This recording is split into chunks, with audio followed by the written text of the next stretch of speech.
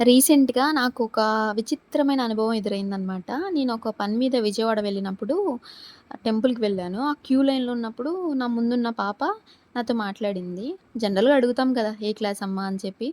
అప్పుడు తను నాకు 10థ్ క్లాస్ అయిపోతుందక్క. నెక్స్ట్ నేను కాలేజ్ జాయిన్ అవ్వాలి అని చెప్పి, తర్వాత వెంటనే తన మనసులో ఉన్న బాధ గూడా జెప్పింది. అదేంటనుకుంటున్నారా?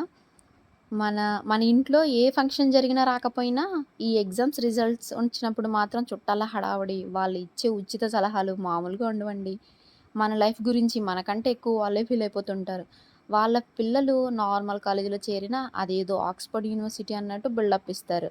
అలాంటి వాళ్ళని చూస్తే ఒక సామెత గుర్తొస్తది నాకు.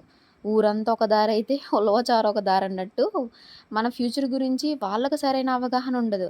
కానీ ఫలానా కోర్స్ తీసుకో అని తెగ వాదించేస్తూ ఉంటారు. చెవిటోడు ముందు శంఖం ఊదినట్టు మనం ఎంత చెప్పినా వాళ్ళ సోది వాళ్ళు చెప్తూనే ఉంటారు.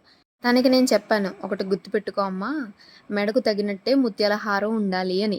"అంటే ఏంటక్కా నాకర్థం కాలేదని" అడిగింది.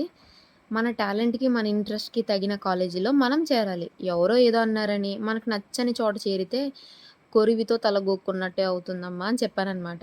చదివితే మనం చదవాలి. రేపు సఫర్ అవ్వాల్సింది గూడా మనమే కదా! మనకు నచ్చని చోట చేరితే అని చెప్పాననమాట.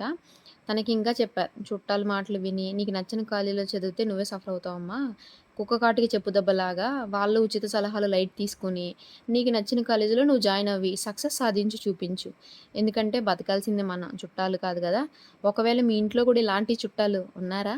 చూసారు కదా! వేడి వేడి గుమగుమలాడే road side bakery style biscuits. జనరల్‌గా నాకు బిస్కెట్స్ ఇష్టముండదు. అందుకే నేను అందులో ఏ టైప్స్ ఉంటాయి, ఎలా ఉంటాయి నేనెప్పుడు దాన్ని టచ్ చేయననమాట. కానీ అవి చాలా బావుంటాయని చెప్పారు. అందుకే కారాగి మరీ వెళ్ళి వేడి వేడిగా తీసుకొని తిన్నా. నాకైతే ఫస్ట్ టైమ్ తిన్నా కూడా చాలా నచ్చాయి. మీరెప్పుడైనా వీటిని టేస్ట్ చేసారా?